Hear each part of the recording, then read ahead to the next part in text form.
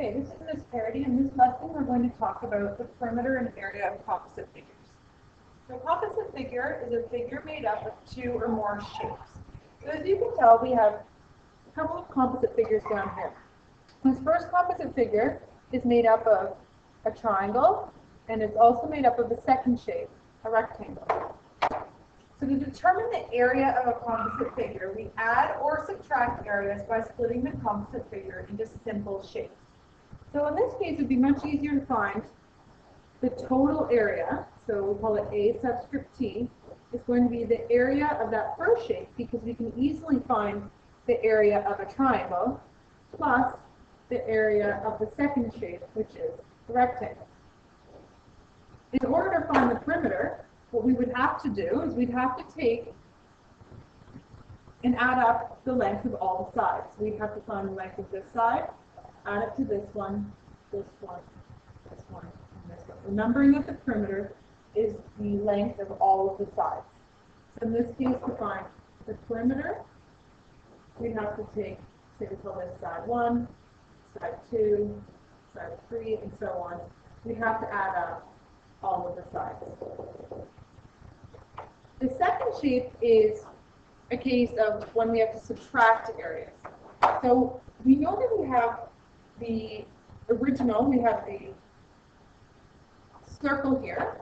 So to find the total area, we'd have to take the area of the circle, so we'll call that area 1. And then we're going to have to cut out this rectangle, so we'll be subtracting area 2. The perimeter, in this case, we have to use the formula for circumference of a circle. So let's try some actual examples.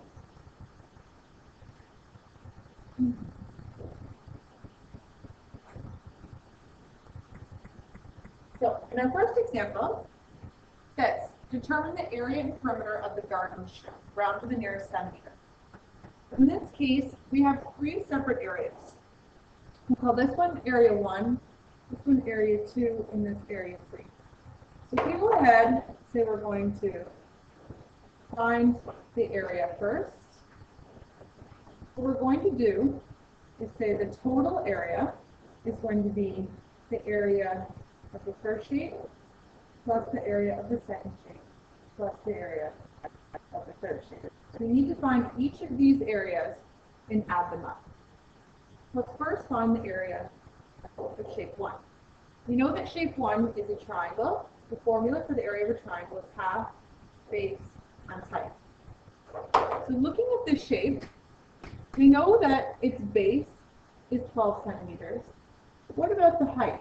We need to look across the shape to see that the height across here is 16, which will translate all the way over to the other side because the shape is the same height all the way across.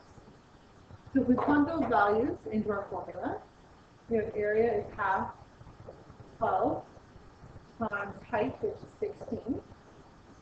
We substitute that into our calculator. We have half times 12 is 6 times 16, which is 96 centimeters squared. So the area of shape 1 is 96 centimeters squared. So now that we have the area of shape 1, we need to find the area of shape 2.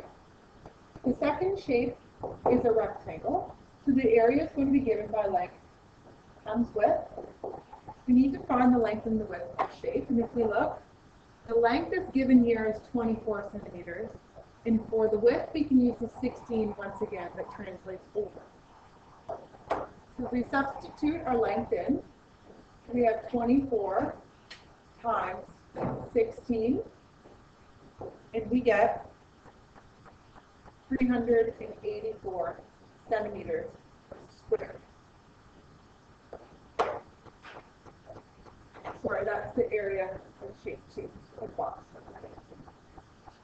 So the area of shape 3 is another triangle. We use the formula half base times height. We have a base of 4 centimeters and once again a height of 16. So we can substitute those values in. We have half 4, 16, which is 2 times 16, which is 32 centimeters squared. So now that we have the area of all three shapes, what we can do is we add all of these shapes together. We substitute them back in to the formula here. Terracina, Superamium, line 101, please. Terracina, line 101. Now that we have these, we need to take area 1, so we have 96 plus 384 plus 32. And we get the total area is 512 centimeters squared. Okay, therefore, the area of the garden is 512 centimeters squared.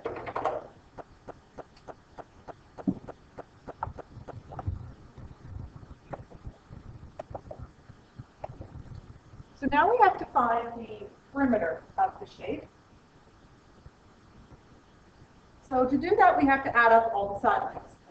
We know that from here to here, we have 12 centimeters. The 24 centimeters up top translates to the bottom, so we have 24 centimeters between here and here. So it's 4, and we know that this is 24.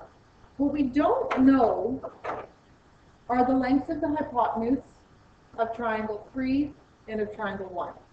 So the only way we know how to do that is to use Pythagorean theorem. So we'll call this side length x, and let's find it first. We're going to find the length of x. We know that this here is 16 centimeters. So we know that using Pythagorean theorem, we have x squared is equal to 16 squared plus 12 squared. If we use our calculator, we find that x squared is equal to 400. We take the square root of that and get that x is equal to 20 centimeters. We'll go ahead and substitute that into our diagram. We just need to find our one last length, we'll call it y. Using the exact same method. We have 4 down here and 16 as the height.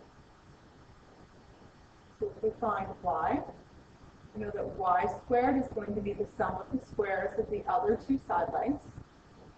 We get that y squared is equal to 272. And that y, we take the square root of both sides, is equal to approximately 16.5 centimeters. So we can 16.5 centimeters. So now that we have all of the lengths around the entire garden, we can take and add up the distance around the entire garden. So to do this, we have perimeter is equal to, we'll start here and we'll go 24. So 24 plus 16.5 plus 4, 24 plus 12 plus 20. So what we've done is taken all the side lengths around the outside of the garden. We add them all up.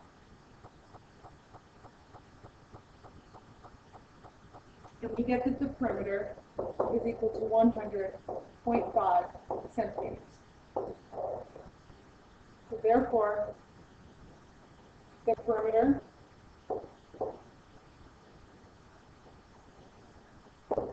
of the garden